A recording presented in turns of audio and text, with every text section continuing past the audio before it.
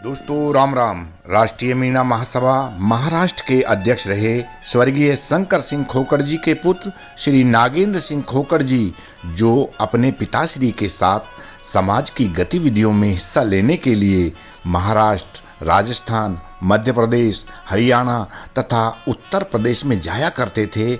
मैंने उनसे उनके निवास स्थान अमरावती में बातचीत की।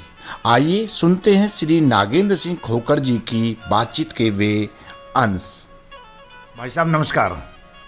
नमस्ते साहब जी, नमस्ते साहब, मैं यहाँ अमरावती में आपके निवास स्थान पर आया हुआ हूँ, जो हमारे राष्ट्रीय मीणा महासभा प्रदेश के महाराष्ट्र के जो अध्यक्ष थे शंकर सिंह जी खोखर जी, उनका निधन हो गया है। आप उनके पुत्र हैं। मैं आपसे आपका परिचय और बाबा के जो कार्य थे उनके बारे में जानना चाहूँगा। कृपया मुझे अपना परिचय और बाबा के बारे में कुछ बताइए। नमस्ते जी, मैं नागेंद्र सिंह शंकर सिंह खोखर मीना अमरावती महाराष्ट्र से हूँ। मैं बाबा का परिचय ऐसे देता हूँ कि बाबा ने काफ़ी 40 सालों से मीनाओं को जगाने का काम किया हुआ है।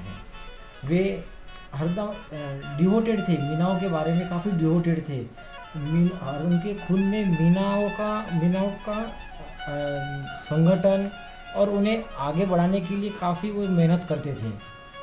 हाँ, वे काफ़ी राजस्थान से, एमपी से, यूपी से और ख़ास करके महाराष्ट्र में औरंगाबाद, जालना के पूरे डिस्ट्रिक्ट घूम चुके थे, गांव-गांव जाते थे। हाँ, वे जहाँ भी जाते थे लोगों को बताते थे कि हम मीना है, हम राजपूत नहीं हैं। और मीनाओं के गोत भी, हम मीनाओं के गोत और राजपूतों के गोत अलग अलग हैं जी। ये वो ठास के बताते थे, यानी ड्यूटेड थे। जिससे भी मिलेंगे उनके यहाँ आधा आधा एक घंटा उनसे समझाते थे। अच्छा भाई साहब, मैं आपसे जानना चाहूँगा कि आप महाराष्ट्र से हैं। हाँ, तो महाराष्ट्र में जो मीना समाज है वो किन किन नामों से जाना जाता है? हाँ, ये महाराष्ट्र में मीना जो है परदेसी, देशवाली, ठाकुर, राजपूत ये कहलाते हैं। हाँ, कोई गोद भी अपना अपना लगाते हैं, गोद भी लगाते हैं, लेकिन राजपूत, परदेसी, देशवाली ये काफ़ी लिखते हैं लोग यहाँ से। तो यहाँ पर करीब कितने गांव होंगे महाराष्ट्र के अंदर?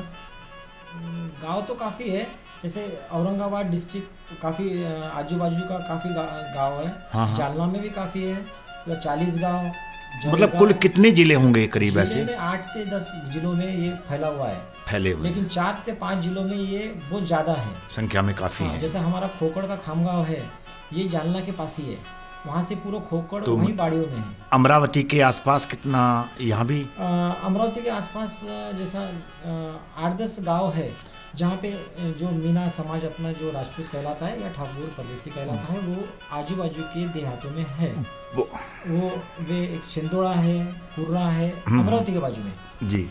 कुर्रा बाद में सिंदोड़ा, तिवसा, बाद में ये आ जाएगा और सावरखेड़ा, जैसे 8-10 से यहाँ पर जो लोग हैं वे कौन कौन से गोत्र हैं जो आपको याद हैं? यहाँ पे लाल सोटिया, डुमाला, बडवाल, जैसा खोखर भी है और मेहर भी है, मेहर काफ़ी है।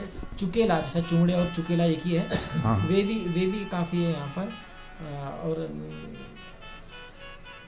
और भी कोई गोत्र वगैरह जो हैं मीनाओं के गोत्र हैं वे हैं, जैसे एमपी में मंडावत गोत्र के काफ़ी हैं। हाँ, यहाँ मंडावत नहीं मिलेगा यहाँ इसमें। हाँ, इधर मिल जाएंगे, एमपी में मिलेगा। नहीं, ये जालना वगैरह इधर भी मिल जाएंगे मंडावत। चलो सब, मैं आपसे जानना चाहता हूँ, आप बाबा के साथ में आपके, मैंने पता चला है कि आप एमपी में भी जाते थे, राजस्थान, जयपुर में खास करके, यूपी में भी गए और महाराष्ट्र में भी।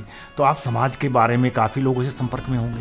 हाँ, बाबा के साथ में राष्ट्रीय मीना महासभा के संपर्क में जब से बाबा आए हैं तो वे प्रथम आई को लेके आ जाते थे, क्योंकि वे दोनों जाते थे काफ़ी जगह, फिर हम भी जाने लगे उनके साथ में। और ये एमपी में, जैसे जयपुर में, एमपी में, यूपी में भी, मथुरा से भी जहाँ हुआ वहाँ भी काफ़ी गए हम।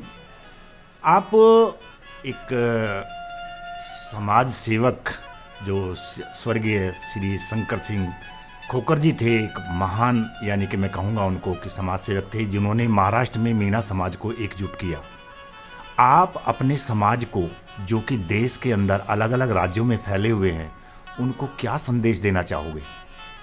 देखिए, पूरे देश भर में अलग अलग नामों से मीना समाज बटा हुआ है, तो ये एकजुट होना चाहिए, एक छत्र छाया के नीचे आना चाहिए। जैसे एक छत्र छाया ने मीना की, जैसे देशवाली, आपके यहाँ रावत, ऐसे अलग अलग जगह अलग अलग ये बिखरा हुआ है, तो ये मीना के अंडर में आना चाहिए और एकजुट रहना चाहिए। एकजुट रहना चाहिए। तो आप राष्ट्रीय मीना महासभा के सदस्य हैं, पिताजी जो हैं प्रदेश के अध्यक्ष थे, तो आप क्या समझते हैं कि राष्ट्रीय मीना महासभा ये जो अपने मीना समाज के लोग अलग अलग राज्यों में फैले हुए उनको संगठित करने में सामर्थ है?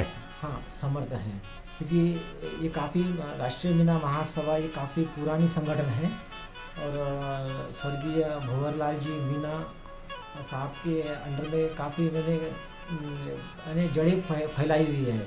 हमारे यहाँ भी महाराष्ट्र में उन्होंने सामूहिक विवाह किया था, सामूहिक विवाह जो भोकरदन जब पाचोरा के पास में वहाँ किया था। यहाँ भी बहुत बड़ा ये किया था, तो ये सब अंडर राष्ट्रीय मीना महासभा की हुआ था और काफ़ी बड़ा किया था।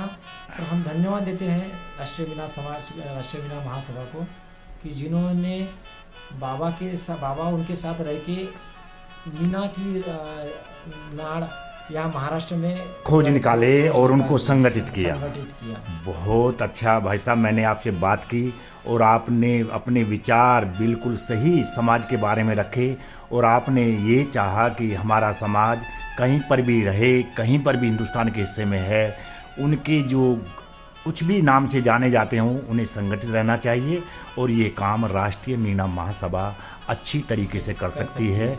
ये आपकी बात में दम है, इसके लिए मैं आपको धन्यवाद देता हूँ। बहुत बहुत धन्यवाद। नमस्कार साहब। दोस्तों, आपने श्री नागेंद्र सिंह खोखर जी के विचारों को सुना, जो राष्ट्रीय मीना महासभा के एक सदस्य हैं। उन्होंने अनेक बातों को आपके समक्ष रखा और मैंने आपको इस वीडियो के माध्यम से आपको सुनवाया। मुझे उम्मीद है आपको ये वीडियो पसंद आया है, तो आप मेरे चैनल को सब्सक्राइब करें। धन्यवाद।